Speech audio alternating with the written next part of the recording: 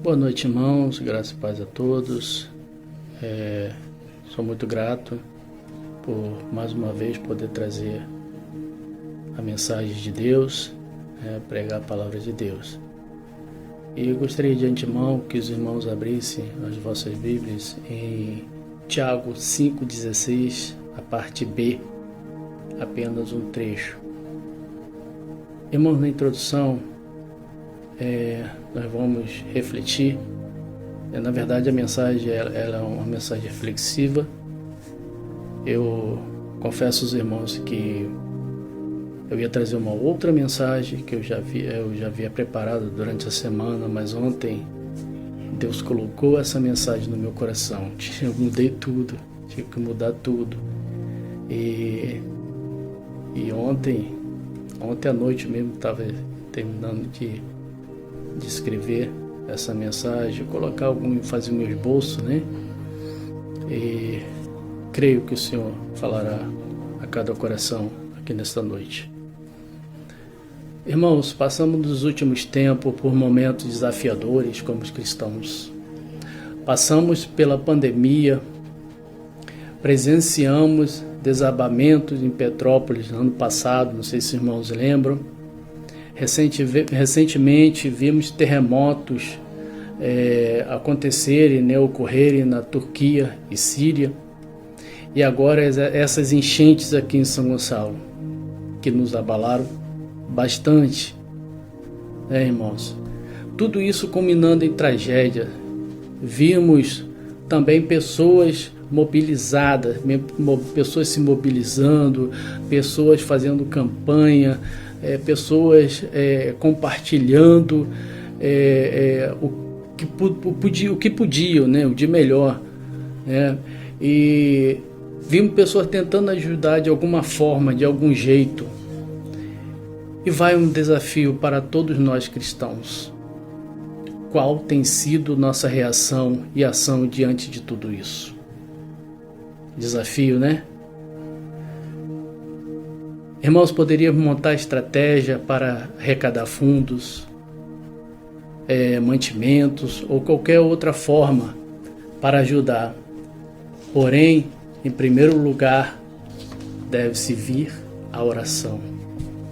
Antes de tudo, devemos orar. Irmãos, eu vou falar aqui uma experiência durante o tempo que eu estava escrevendo o esboço. Me veio a lembrança, algo que eu havia até esquecido, e algo de juventude. Eu tinha mais ou menos 18, 19 anos, não lembro muito bem, e a igreja que eu era membro estava sem zelador, e junto eu e mais três rapazes, da juventude, e decidimos a gente mesmo limpar a igreja. Então faríamos isso após o culto. Conversamos com o pastor e ele logo aceitou. A gente não voltaria para casa, era perto da comunidade onde morávamos, mas não voltaríamos para casa. Tinha um quarto vazio na casa pastoral e até dormiríamos lá. Fizemos isso uma noite, até de 10 à meia-noite, e começamos, de repente terminamos, vamos orar, e começamos a orar. Irmãos, foi muito bom. E no dia seguinte a gente estava falando para o pastor, vamos novamente, pastor, vamos ficar aqui, vamos fazer uma oração. Nós fizemos oração, foi muito bom. Não, vocês podem ficar à vontade. E ficamos lá, com a igreja fechada, só a gente orando. Irmãos, de repente, dias depois, isso foi dias constantes. Dias a gente arrumava a igreja, outros dias não precisava tanto, mas a gente estava orando, cantávamos. E foi tão gostoso aquilo. E de repente começou a chegar outros jovens, começou a ter outros jovens, começamos a fazer uma mini vigília. E dias depois foi passando e a igreja teve que abrir as portas, porque começou a fazer a mini vigília, o pastor também começou a frequentar, começou a gostar do que estava acontecendo. E nessa mini vigília a gente orava, cantávamos e estava muito bom. E de repente um dos jovens, não lembro bem qual que deu a ideia, vamos fazer uma campanha. E o pastor sempre apoiava.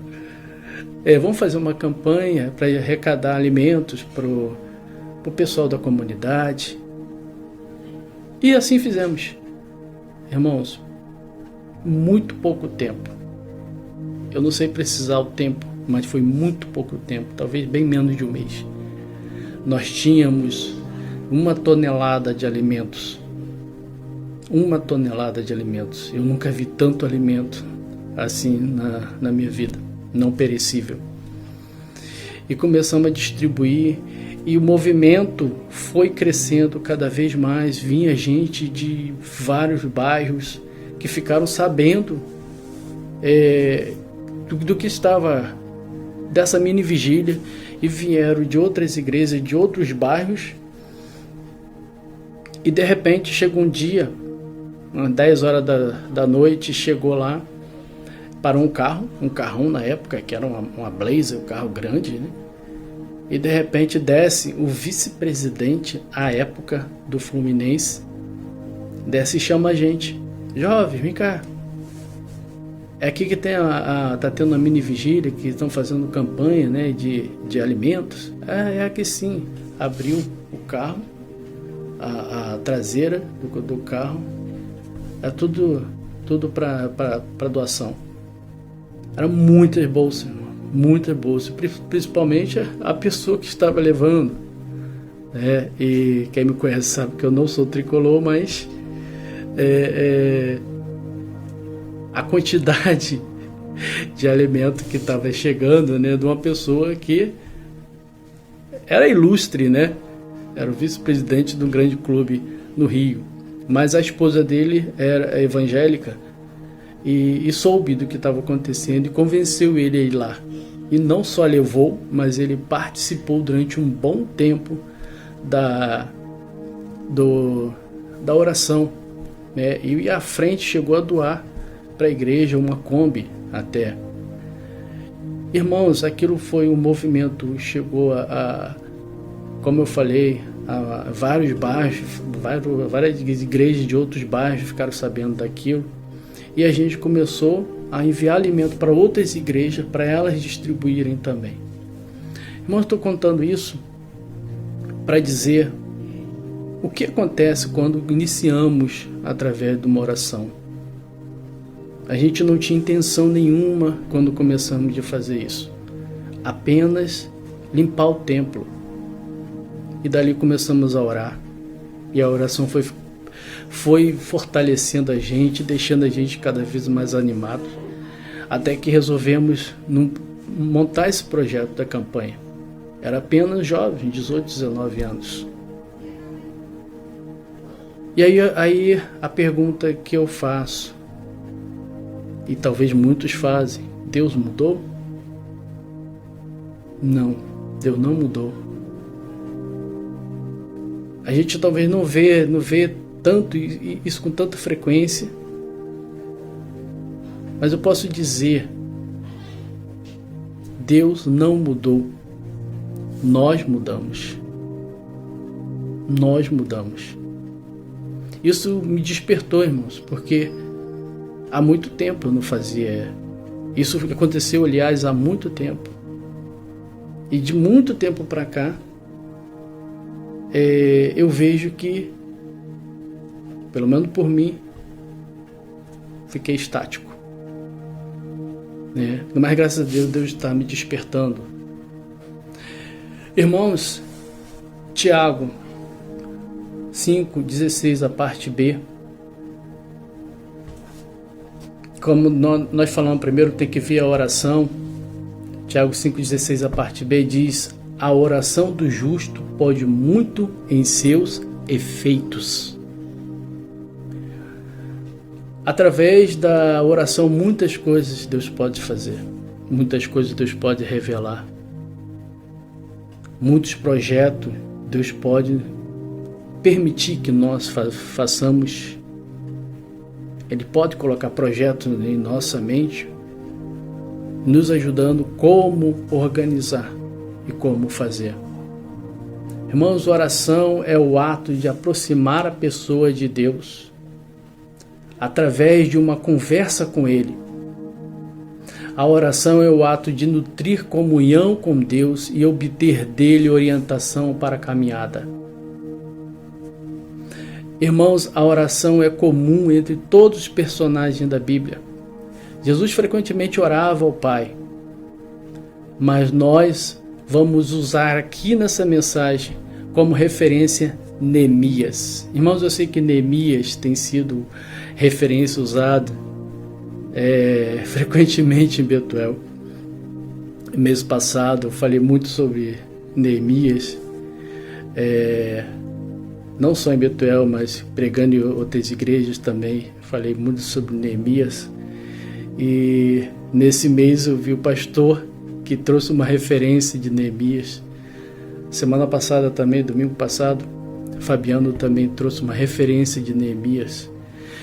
E Neemias tem sido realmente referência para os últimos tempos, onde os muros estão derrubados. Os muros são as nossas defesas, né? Os muros derrubados são destruições que aconteceram. E Neemias, para nós, acaba sendo uma referência, alguém que se preocupou, alguém que se colocou à disposição para refazer algo, né? Reconstruir. Irmãos,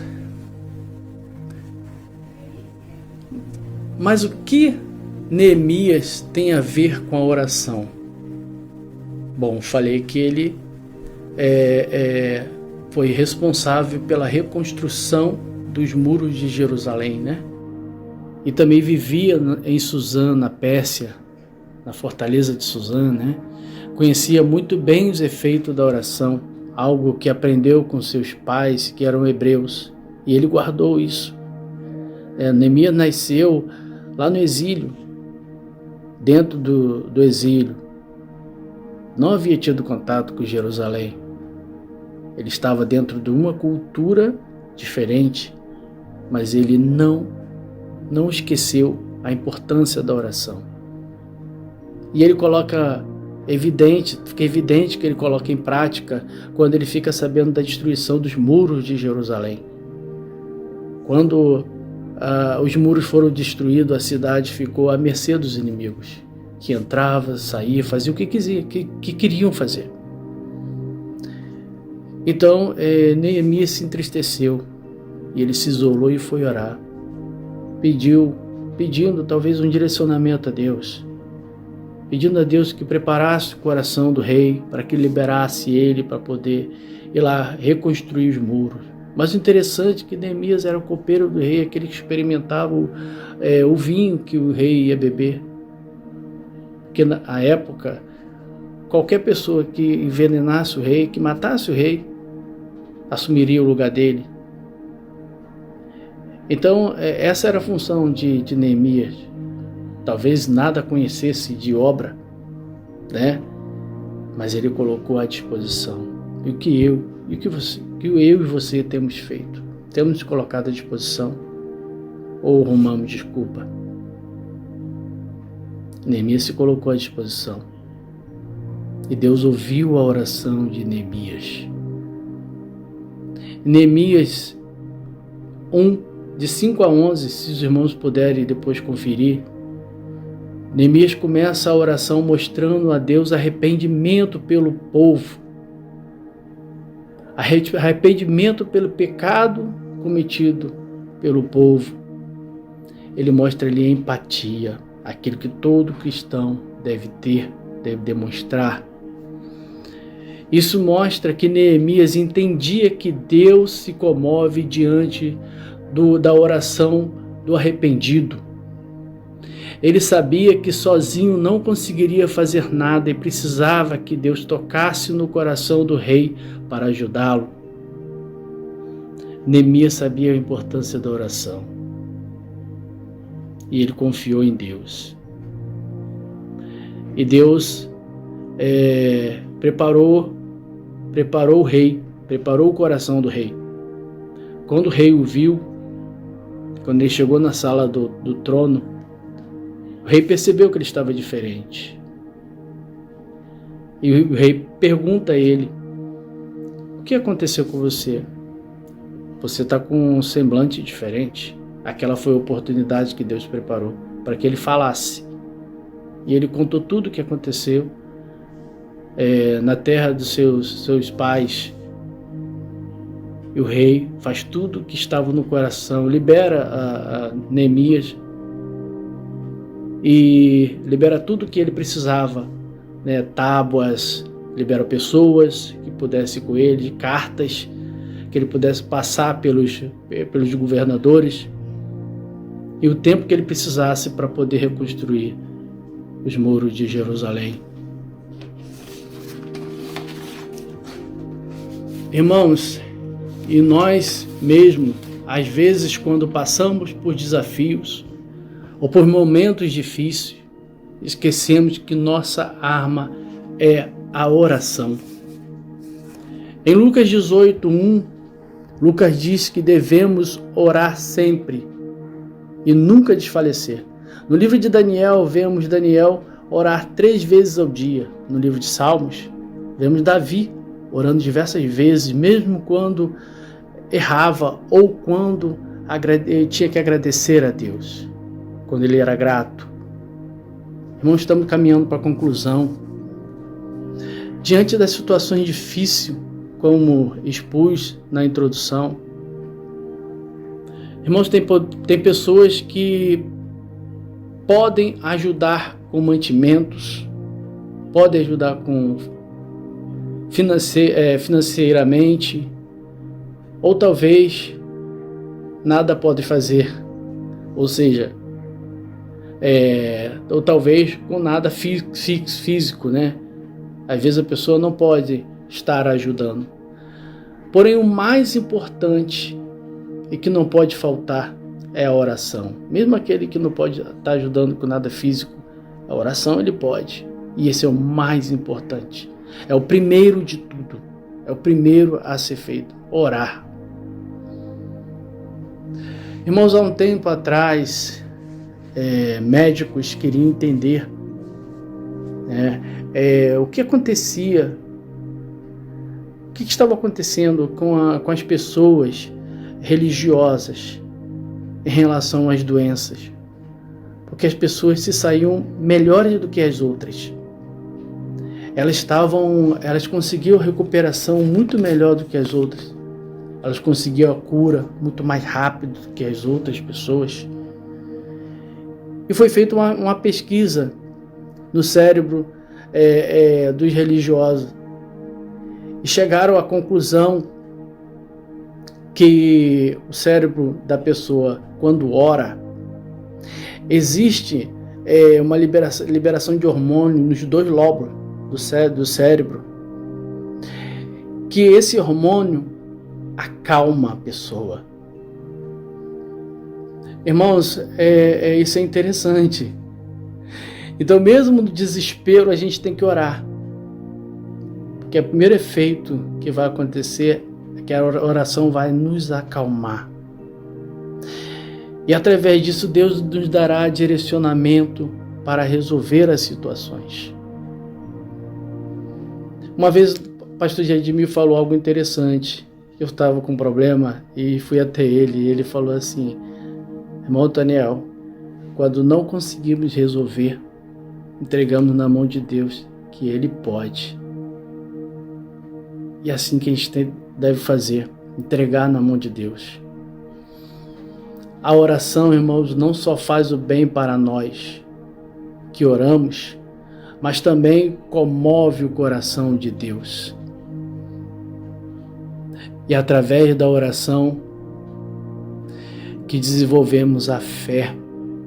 É através da oração que nossas esperanças são renovadas.